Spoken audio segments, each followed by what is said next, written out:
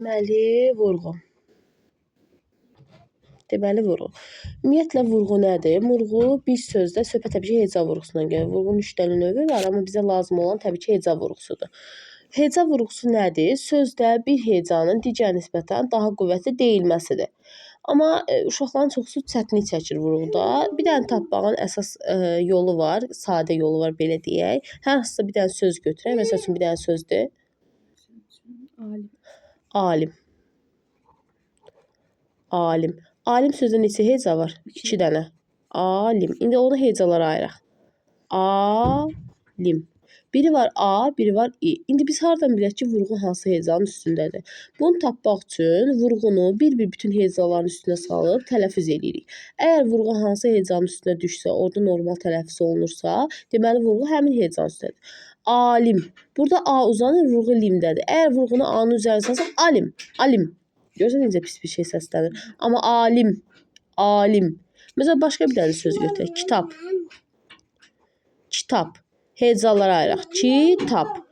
Vurğunu salaq birinci i'nin üstünə. Kitab. Kitab. Pis səslənirmi?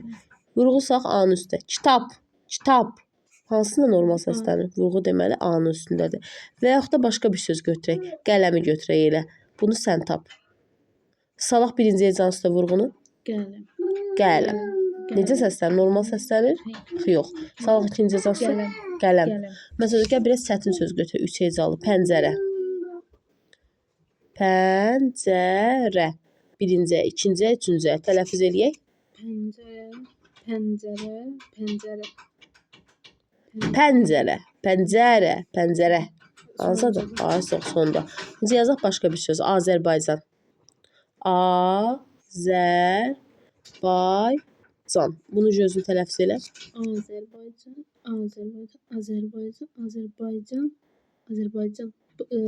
Burada A-nın üzərindədir. Azərbaycan. Azərbaycan. Düzgün tələffüz elə. Bax, vurğunu sal, düzgün tələffüz elə. Azərbaycan. Azərbaycan. Azərbaycan. Azərbaycan. Sonuncudur. Vurğu sondadır. Başqa bir dənə söz götürək. Məsələn, bir dənə söz de. Dahiyanə. Yazaq. Dahiyanə. Aha, sal bir. Dahiyanə. Dahiyanə. Dahiyanə.